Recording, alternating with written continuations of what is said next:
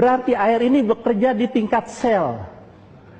Kalau saya yakini, karena ada latar belakang medis ya, sesuatu entah suplemen, obat, atau dalam hal ini air yang bekerja di tingkat sel dahsyat Bapak Ibu ya, dahsyat ya. Kenapa? Kenapa saya bilang? Jadi apa yang kita minum hanya sekedar menghilangkan haus. Padahal apa yang kita minum itu masuk ke dalam tubuh kita akan mempengaruhi kesehatan. Setuju nggak? Mau bukti? Kalau tiap kali kita haus, nggak ada minuman lain, ada minuman beralkohol kita minum. Walaupun kadarnya 5-10% kita minum. Mabuk nggak? Mabuk ya. Anak muda sekarang oplosan diminum ya, langsung mati ya. Yang paling ringan ya, tiap kali haus kita minum soda, tiap kali haus minum soda, hilang, segar ya. Setahun kemudian penyakit berdatangan. Ini apa yang kita minum akan sangat mempengaruhi kesehatan. Nah kalau gitu apa yang harus kita minum dok kalau kita haus? Pasti pertanyaannya begitu. Dari saya kecil, bapak-bapak, ibu kecil ya, sampai sekarang, secara medis air yang baik itu air putih yang harus kita minum, bukan air coklat, air merah, air kuning, air putih ya. Air putih yang harus kita minum. Nah yang jadi masalah lagi ya, air putih yang mana dok? Sekarang banyak air putih. Tadi sekian itu, ada 7. Mungkin kalau didemokan lagi banyak lagi ya air putih. Yang mana dok air putih? Nah ini pertanyaan lagi. Kenapa begitu banyak air ya? Bapak Ibu, kenapa begitu banyak air? Akhirnya masyarakat jadi bingung memilih air yang untuk kesehatan dia ya. Karena bisnis air sangat besar Bapak Ibu ya. Sangat besar bisnis air. Tadi seruangan ini nggak ada yang nggak minum air ya. Penduduk Indonesia 200 juta lah, nggak usah 230, 200 juta lah. Katakanlah setiap kali minum sehari satu orang 5.000 lah. Itu paling kecil ya, minum 5.000 sehari. Udah 1 triliun satu hari. Ini bisnis air ya. 1 triliun satu hari. Dengan satu orang minum 5.000 rupiah. Kita bisa minum 10.000, 20.000 ya. Minuman kita itu. Ini bisnis yang sangat besar air. Karena bisnis yang sangat besar, pengusaha-pengusaha mengabaikan aspek kesehatan. Yang dilihat keuntungan.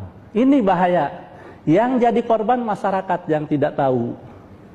Sekarang banyak beredar di masyarakat air-air yang secara medis kalau ditinjau lebih jauh membahayakan, tidak sehat. Ada air yang tidak ada mineralnya. Reverse osmosis TDS 0, tidak ada mineralnya. Kalau Bapak Ibu mau tahu, air yang tidak ada mineralnya itu teknologi yang dibuat untuk kapal selam, kapal perang, kapal laut yang berbulan-bulan di laut. Sangat sulit mendapatkan sumber air baik ya. Adanya air laut yang begitu tinggi kadar mineralnya dan asin. Teknologi yang paling mudah ya dihilangkan semua mineral yang ada di air laut itu, disaring, dibuat saringan yang sangat kecil sehingga semua mineral nggak masuk. Jadilah air yang tanpa mineral, diminum oleh pelaut. Karena bisnis kembali, akhirnya teknologi ini dibawa ke darat. Yang di darat sebenarnya nggak perlu itu, karena banyak sumber air, mata air, ada sungai, ada segala macam yang bisa diolah lebih baik. Ada lagi sekarang air yang mengandung oksigen, mahal lagi, udah nggak begitu bagus, mahal ya. Saya dari sudut kesehatan ya, tinjau dari sudut kesehatannya. Air yang mengandung oksigen. Iming-iming iklan, kalau tubuh kita kaya oksigen, maka metabolisme akan meningkat, sehingga energi kita akan meningkat. Itu iming-imingnya, betul itu. Oksigen tinggi, maka metabolisme kita meningkat, kita lebih fresh ya. Tapi kita tahu kelarutan oksigen di dalam air sangat kecil. Kalau Bapak Ibu mau dapat oksigen yang baik, hirup napas dalam-dalam, aerobik, itu lebih membawa masuk oksigen melalui paru. Ya, lagi-lagi ada lagi yang air mengandung elektrolit. Elektrolit. Nah, elektrolit digunakan kalau kita diare terus ya bolehlah oralit ataupun air yang mengandung elektrolit karena begitu banyak elektrolit yang keluar ya. Nah, tapi kalau sehari-hari minum elektrolit, bukan nggak ada bahayanya Bapak Ibu ya.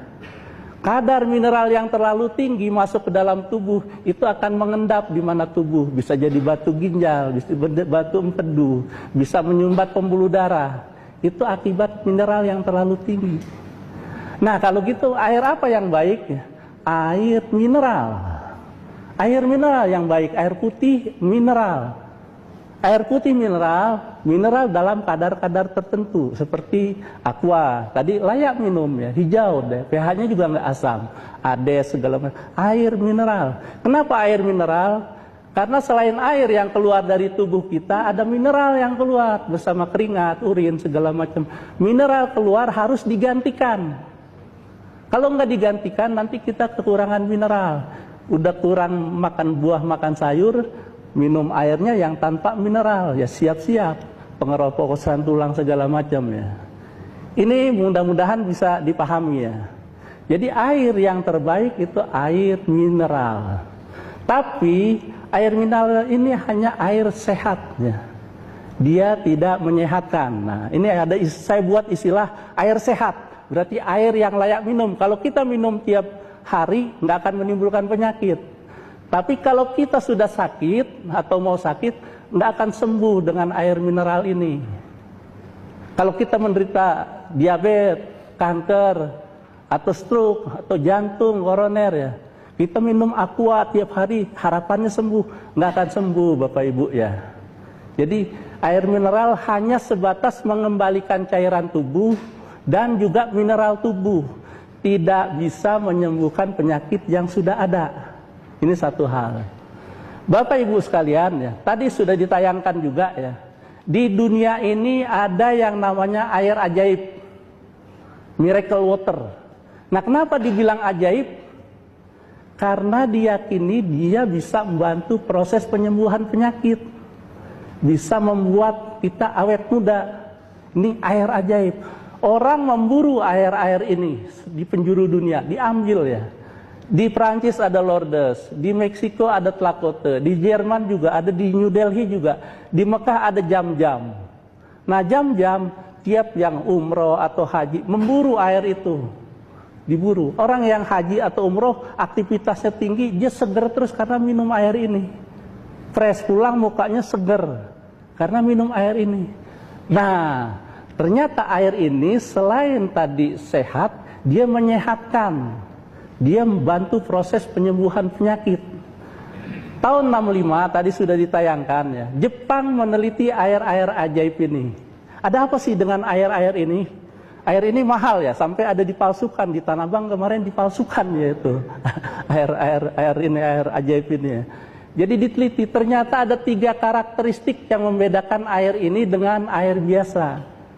Yang pertama alkalis ya. Air jam-jam kalau kita tes itu 9 pH-nya Bapak Ibu ya. Kemudian yang kedua antioksidan. Dan bukan hanya antioksidan ya, ada king antioksidan. Rajanya antioksidan. Antioksidan yang ada di makanan, minuman segala macam kalah kalau kita ukur dengan antioksidan yang ada di air ajaib ini. Tinggi sekali kadar antioksidannya. Tadi sudah dibuktikan dengan demo ya. Yang ketiga, ini yang dahsyat ya, mikrokluster. Nah, air ini, jadi air itu rumus molekulnya H2O ya, H2O. Dia membentuk ikatan ya, dua ion hidrogen dan 1 oksigen ya. Ikatannya lemah sehingga molekul satu dengan molekul yang lain tarik menarik membentuk sekumpulan ikatan molekul, cluster. Air biasa itu 16 sampai 20 molekul kumpulannya besar ya. Air ajaib itu 4 sampai 6 molekul. Karena kecil dia bisa masuk ke dalam sel tubuh kita. Nah, ini dahsyatnya. Karena kecil kumpulan molekulnya, dia masuk ke dalam sel tubuh kita. Saya tadi Pak Yosef bilang 2 hari, 3 hari saya balik langsung beli mesin ya. Bukan yang tadi antioksidan atau alkalin ya, karena mikrokluster ya. Berarti air ini bekerja di tingkat sel. Kalau saya yakini, karena ada latar belakang medis ya, sesuatu, entah suplemen, obat, atau dalam hal ini air, yang bekerja di tingkat sel dahsyat Bapak Ibu ya, dahsyat ya. Kenapa? Kenapa